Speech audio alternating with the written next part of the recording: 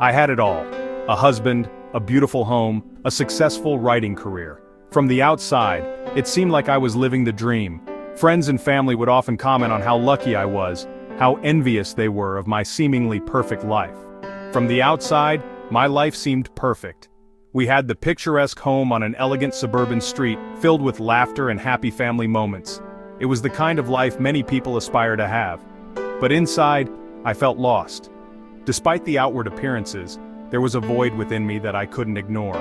I would often find myself staring out the window, feeling a sense of emptiness that I couldn't quite explain. A deep yearning gnawed at my soul. I was restless, unfulfilled. The stress of maintaining this facade began to take its toll on me. I would sit on the bed, feeling the weight of my unspoken desires and the sadness that came with them. I knew something had to change. The realization hit me hard one day as I was packing for yet another trip. I couldn't keep living this way, pretending everything was fine when it wasn't. This wasn't a case of wanting more. I had plenty. I was surrounded by luxury, yet none of it brought me true happiness. I would sit in my stylish house contemplating the meaning of it all, feeling more disconnected than ever. This was a longing for something different, something deeper. I began to realize that what I was yearning for couldn't be found in material possessions or external achievements. It was something more profound, something that required me to look inward. I craved a connection with myself that seemed lost in the chaos of my seemingly perfect life.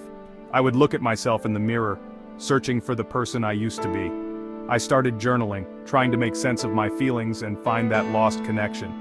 The thought of continuing on the same path filled me with dread. I felt like I was standing at a crossroads, unsure of which direction to take.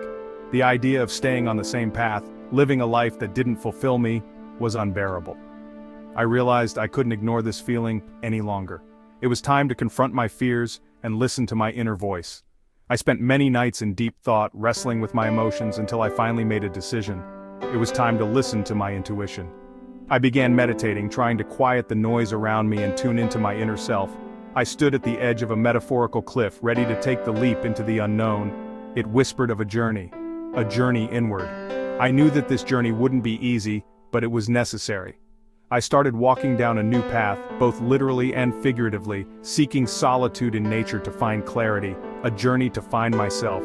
This realization was terrifying. The thought of leaving behind everything I knew was daunting. I stood in front of my house, feeling a mix of anxiety and determination, ready to embark on this journey with nothing but a backpack and a map.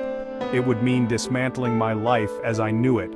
I had to make some tough decisions, including removing my wedding ring and packing my suitcase with a determined look on my face. It was time to let go of the life that no longer served me, leaving behind the familiar comforts that had become my prison. I walked away from my house, leaving the key on the table as a symbol of my departure. The familiar comforts had become a prison, and it was time to break free. Yet the thought of staying stuck was even more frightening. As I walked towards the sunrise, I felt a sense of relief wash over me. Looking back one last time, I knew that this was the right decision. The fear of staying stuck in a life that didn't fulfill me was far greater than the fear of the unknown.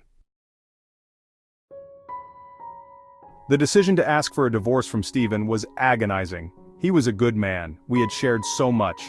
But the truth was, we had grown apart. We wanted different things. Holding on to the past was preventing us both from finding happiness.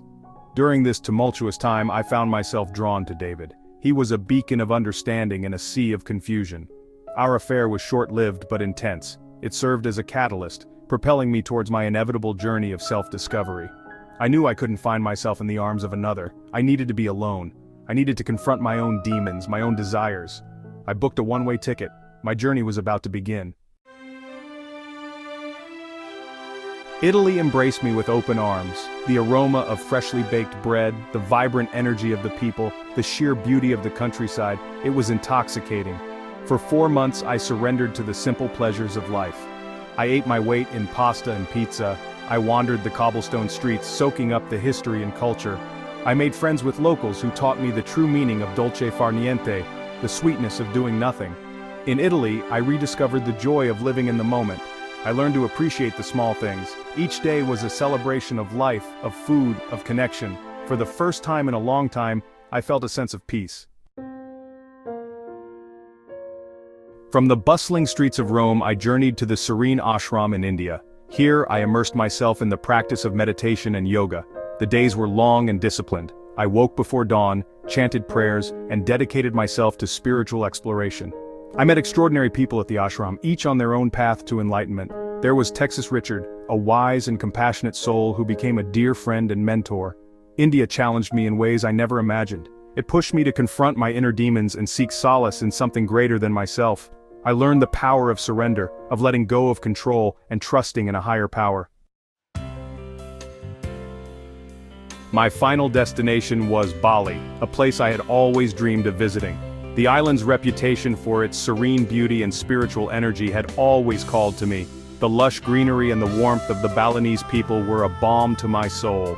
Everywhere I looked, there was a sense of peace and tranquility that seemed to seep into my very being. I reunited with Ketut, the medicine man I had met years ago. His presence was as comforting as I remembered, and it felt like coming home. His infectious laughter and wise words brought me comfort and clarity. We spent hours talking about life, love, and the journey I had been on since we last met. It was in Bali that I met Felipe. Our paths crossed in the most unexpected way, and from the moment we met, there was an undeniable connection. Our connection was instant and undeniable. We spent our days exploring the island, sharing stories, and discovering the beauty of Bali together. He was kind, compassionate, and saw me for who I truly was. Felipe had a way of making me feel understood and cherished, something I hadn't felt in a long time. He challenged me to open my heart again, to embrace the possibility of love. It wasn't easy, but with his gentle encouragement, I began to let go of my fears. When Wayan, Ketut's assistant, needed money for a new home, Felipe and I organized a fundraiser. It was a community effort, and seeing everyone come together for a common cause was heartwarming. The experience brought us closer together and solidified our bond. Working side by side, we realized how well we complemented each other. Felipe, swept away by our connection, proposed. It was a beautiful moment, set against the backdrop of a stunning Balinese sunset. His proposal, though romantic, filled me with uncertainty. I was torn between the love I felt for him and the fear of opening myself up to potential heartache again. The journey ahead was uncertain, but I knew that Bali had given me the strength to face whatever came next. Felipe's proposal stirred up old fears. It was as if a Pandora's box of emotions had been opened, releasing memories and anxieties I thought I had long buried. The thought of committing to another relationship, of opening my heart once more, felt like stepping into a storm without an umbrella. The fear of potentially experiencing the same pain I had felt before, the heartbreak that had once shattered my world, filled me with anxiety. It was a paralyzing thought, one that made me question everything. I had worked so hard to find myself, to rebuild my life piece by piece. I had discovered new passions, new strengths, and a sense of independence I never knew I had. Could I risk losing myself again in love? Could I afford to let go of the person I had become, the person I had fought so hard to be? I realized I had approached love as a destination, a problem to solve. I had always thought that finding the right person would be the end of my journey, the solution to all my problems. But what if love wasn't about finding the perfect person or achieving a state of blissful permanence? What if it was about something deeper, something more profound? What if love was about embracing the unknown, the ever-changing nature of life and relationships? What if it was about growth, about learning, about evolving together? What if love was about embracing the unknown, the ever-changing nature of life and relationships? What if it was about growth, about learning, about evolving together? The realization was both liberating and terrifying. It meant letting go of control, of certainty, and stepping into the vast, unpredictable ocean of life. The realization was both liberating and terrifying. It meant letting go of control, of certainty, and stepping into the vast, unpredictable ocean of life. I had a choice to make. I could continue to live in fear, to let my past dictate my future, or I could take a leap of faith. I could run from love, clinging to the illusion of control. I could build walls around my heart, keeping out the pain, but also the joy. Or I could surrender to the uncertainty, trusting that whatever unfolded would be for my highest good. I could open my heart, embrace the unknown, and allow love to transform me, trusting that whatever unfolded would be for my highest good. In that moment, I chose to embrace love's uncertainty, to let go of my fears, and to step into the unknown with an open heart. I'd spent so much of my life searching for happiness in external things, a husband, a home, a successful career. But true happiness, I realized, came from within. It was about accepting myself, flaws and all, and living a life that was true to me. Love, I discovered, wasn't about needing someone to complete me. It was about choosing to share my life with another soul, knowing that we would grow and evolve both together and independently.